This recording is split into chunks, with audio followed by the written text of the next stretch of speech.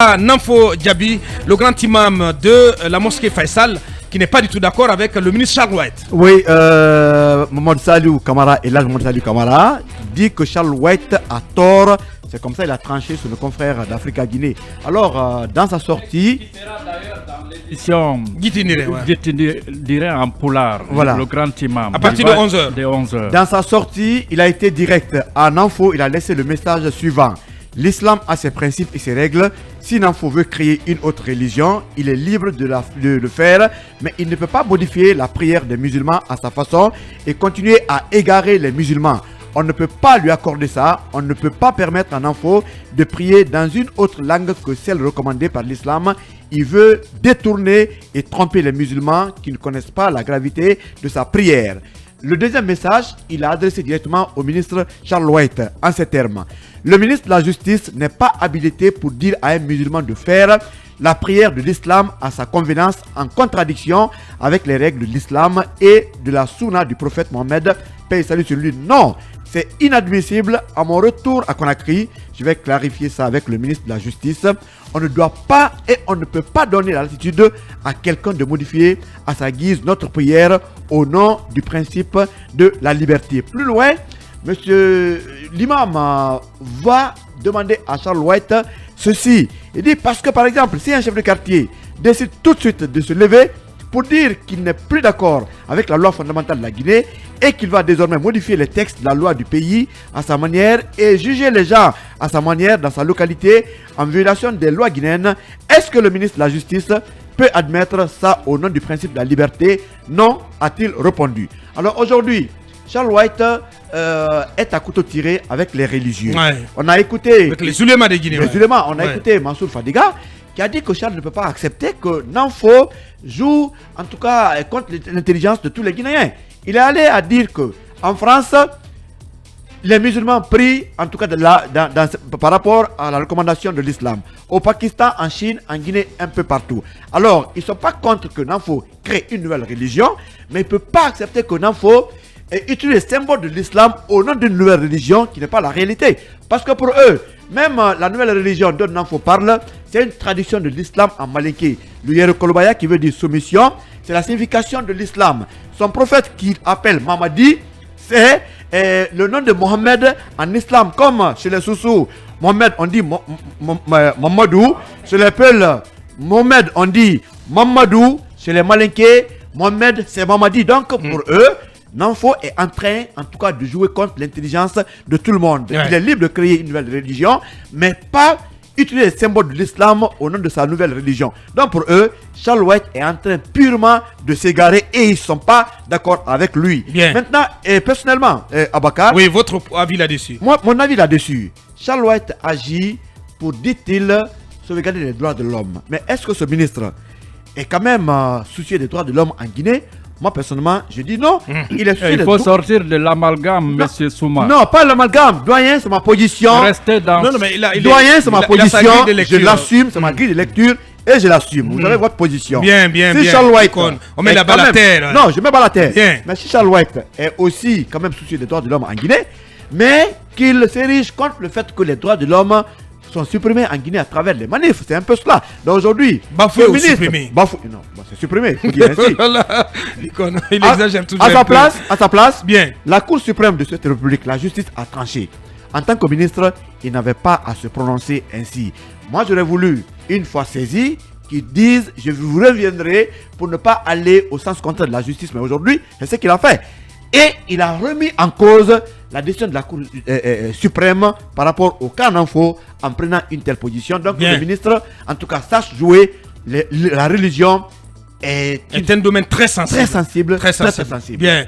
Voilà, votre avis là-dessus. Sur cette sortie qu'on peut qualifier de ratée de Charles White, en tout cas, il se fait reprendre par de grands noms de l'islam en Guinée. Oui, la Guinée est un pays laïque qui reconnaît la liberté de religion. C'est une liberté qui est d'ailleurs consacrée par la charte de la transition. Mais encore une fois, il faut faire très attention, même si Nanfo agit au nom d'une religion qu'il appelle Yere Kolobaya, mais je pense qu'il doit faire attention pour ne pas aller à une profanation du rite culturel musulman, puisque le prophète est un exemple pour les musulmans. Il a toujours prié dans la langue du Coran et je pense que c'est comme ça que ça se passe. Il est une référence et tout bon musulman se doit de quand même suivre ses pratiques, tout ce qu'il a fait dans la religion. Et je pense qu'aujourd'hui, quand on va dans la profanation, ça peut créer des problèmes parce que quand vous profanez la religion de quelqu'un, vous le mettez sur sa défensive et là, c'est la pression qui augmente et il peut y avoir des soulèvements par rapport à ça. Et je pense que donc Charles doit retirer ses propos, Charles White devait rectifier. Il devait quand même peser ce qui devait sortir de sa bouche, puisque c'est un homme, c'est un personnage public, il représente l'État, et donc il devait quand même faire la part des choses avant de tenir des discours allant dans ce sens. Bien, Akumba, sur la réplique du grand imam Salou Kamara, donc qui dit que sur la question sur le cas Nanfo Diaby, le ministre Charles White a totalement tout faux. Je serais un peu confus parce que ce que je vais dire, ça peut comporter des erreurs, mais je tente quand même. Oui, allez-y. Ceux qui parlent bien arabe et qui maîtrisent le Coran comprendront que je fais des erreurs, mais l'essentiel, c'est l'idée principale.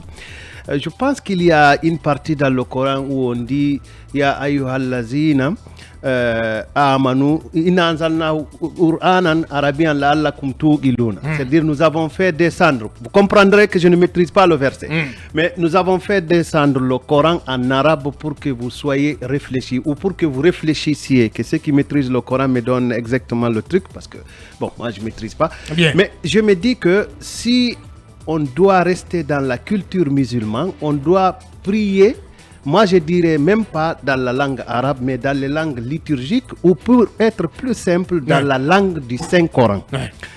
Mais en tant que moderne, en tant que militant des droits de l'homme, je comprends M. Charles White. Il faut quand même accepter que M. Nanfo Diaby croit à ce qu'il veut croire, prie de la manière dont il veut prier. Sauf que il ne faudra pas en ce moment copier. Il faudra avoir sa propre invention, sa propre ligne, sa propre structure, sa propre façon de prier, sa propre culture. Et je pense qu'il met en situation difficile tous ceux qui sont amoureux de la langue Nko, que les Blancs parlent mieux que nous aujourd'hui, parce que nous nous en foutons de notre propre culture. Et moi, j'aimerais bien parler correctement Nko, mais ça me gênerait qu'on m'assimile en Nanfo, parce que je suis musulman pratiquant par héritage. Bien. Donc, je pense que M. Charles White, tout en restant dans le couloir que lui confère son département, le département qu'il incarne, a frustré aujourd'hui beaucoup de sages du pays, beaucoup de responsables religieux du pays. Et je pense que cela aussi n'est pas très intelligent, entre guillemets. Bien. On gouverne, c'est pour être un peu compris. Sinon, je ne comprends pas pourquoi... les droits de l'homme, d'abord. Le premier élément des droits de l'homme, de mon point de vue, c'est le droit à la vie. À la liberté. Et le droit à la vie présuppose d'abord le droit à la santé. Mais Fodéoussou n'arrive pas à aller se faire soigner.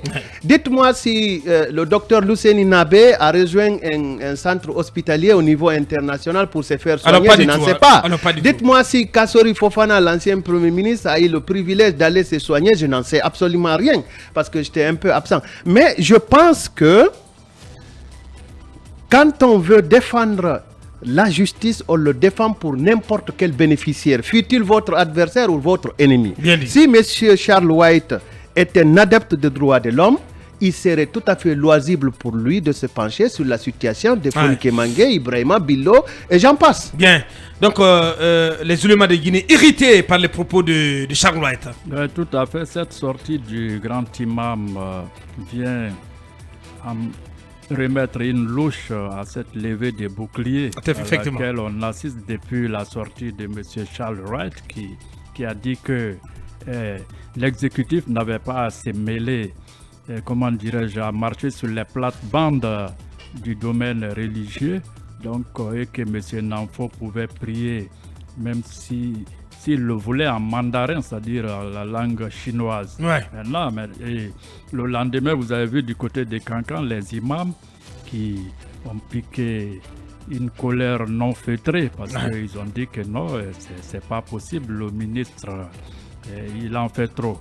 Il faut les comprendre parce que c'est le clergé musulman, donc il ne fallait s'attendre qu'à cette réplique de leur part. Maintenant, de là, la sortie de l'imam vient sceller définitivement le sort de Nanfo qui est en quelque sorte excommunié, c'est-à-dire on ne le considère plus comme étant musulman, même si le reste relève du domaine du Tout-Puissant Allah, c'est lui qui sait véritablement qui est croyant. Donc, mais M. Nanfo, c'est quelqu'un qui veut quelque part aujourd'hui apporter une sorte de révolution dans le domaine, comment dirais-je, de l'islam. Mais vous savez, comme je l'ai dit autrefois, les religieux, les religions, ce sont des dogmes.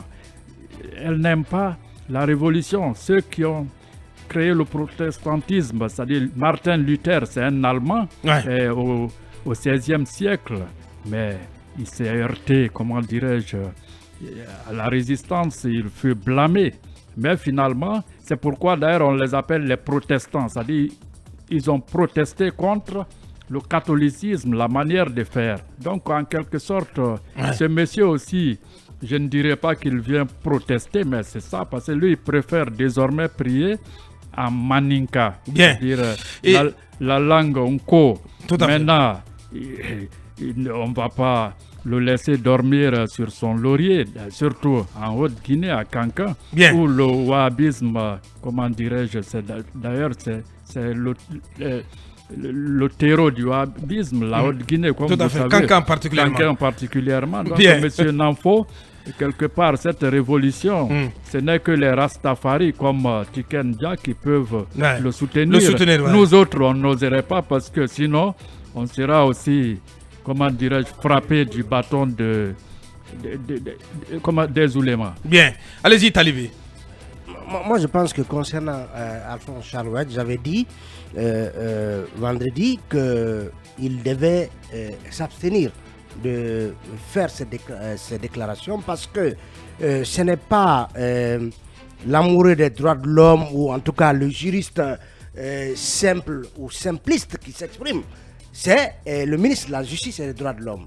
Donc, il occupe une fonction politique qui, par conséquent, peut amener une partie de l'opinion à penser que ce qu'il dit, il le dit au nom du gouvernement de transition et peut-être même au nom de son patron, le président de la transition, patron de l'exécutif, en disant que l'exécutif ne se mêle pas du religieux et en ajoutant que Nanfo est libre de prier dans sa langue de choix. Et ça veut dire que l'objectif c'est bel et bien mêlé du religieux. C'est pourquoi je posais la question ici à Elhadj Mansour Fadika. Est-ce que, à son avis, le secrétaire général aux affaires religieuses, qui est malheureusement tout silencieux suite à cette sortie de Chalouette, devait justement s'exprimer parce que en pareille circonstance, où vous vous exprimez pour soutenir la position du ministre de la Justice ou vous vous désolidarisez de la position du ministre de la Justice. Donc aujourd'hui, c'est curieux que les affaires religieuses ne s'expriment pas pendant que la sortie de Alphonse Chalouette embrase l'arène religieuse, musulmane notamment, parce qu'Aboubacar, plusieurs fois, à travers les fonds, on a peur de parler pour ne pas se faire poursuivre. Parce qu'Aboubacar, imaginez, il y a eu beaucoup d'acteurs de la société civile et autres qui ont soutenu, ont défendu Nanfo au prétexte qu'on est en démocratie, on est dans un monde libre et qu'il est libre de pratiquer la religion de son choix. Mais pourquoi les propos de Chalouette déclenchent une telle vague? Parce que justement c'est un ministre de la République qui est censé... Et surtout ministre de la Justice et des droits de l'homme. Et ce qu'il dit engage plus ou moins l'État. L'argument d'autorité. Absolument. C'est l'argument d'autorité. Bien entendu. Et il se serait vraiment abstenu d'en parler dans ses propos. Surtout qu'il prend le contre-pied d'un jugement rendu par la Cour suprême. Bien. Et voilà. Ça fait des vagues. Ça fait des vagues. Et Bella Kamano, notre confrère, qui réagit également, qu'on arrête d'accuser le ministre Charles. Les responsables de la Ligue islamique de Kankan se sont trompés de personnes et d'endroits pour le cas Nanfo. Charles est un légaliste. Il ne peut pas aller contre la liberté de religion. Or, la religion est un dogme, mais un gros hameçon est tendu contre un barracuda. Je ne sais pas ce qu'il veut dire, Bella Kamano, qui nous envoie ce message. Voilà, ça va dans tous les sens. Monsieur le ministre de la Justice devrait faire la différence entre profanation d'une religion et la liberté de pratiquer une religion. Voilà, ceci dit, dans un instant, on va tenter donc de joindre un spécialiste. Allez-y, Mamadou, en attendant. Bon, deux niveaux d'analyse. D'abord, Diarra a employé tout à l'heure une expression très importante, très pertinente, c'est le rite cultuel. Je pense que c'est effectivement le problème qui oppose Nanfo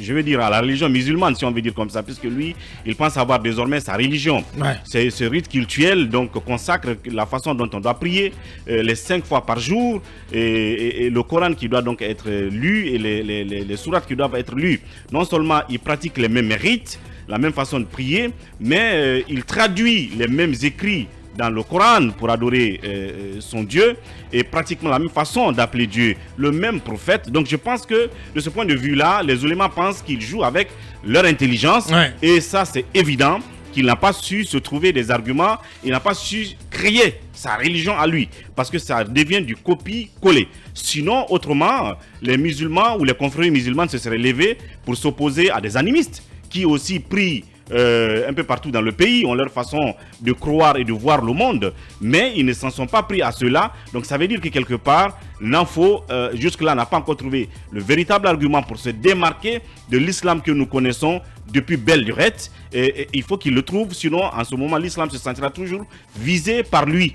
Et deuxièmement, là où justement les oulémas ne se comprennent pas avec Charles Wright, c'est que lui, il se met sur le terrain des droits de l'homme, puisque effectivement nous sommes dans une république laïque qui consacre la liberté de philosophie, de vision, d'opinion et de croyance. Donc de ce point de vue, il se dit tout au moins que le type a le droit de croire autrement que ceux de l'islam. Maintenant, il faut trouver une façon intelligente, n'est-ce pas, de séparer les deux camps.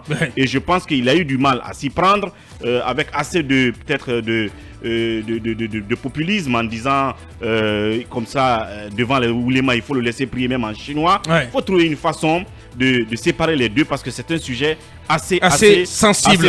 Donc on n'est pas encore loin, si vous voulez, de la sortie de cette situation. Il faut que Charles Wright revienne à une bonne manière de peut-être séparer les deux camps. Charles Wright doit-il rectifier ou retirer tout simplement ses propos qui continuent de faire polémique dans le landerneau religieux et pour Elhadj Mamadou Saliou? Donc on revient là-dessus, le grand imam de Conakry qui va s'exprimer à partir de 11h sur Film FM dans Dit Indire, cette émission de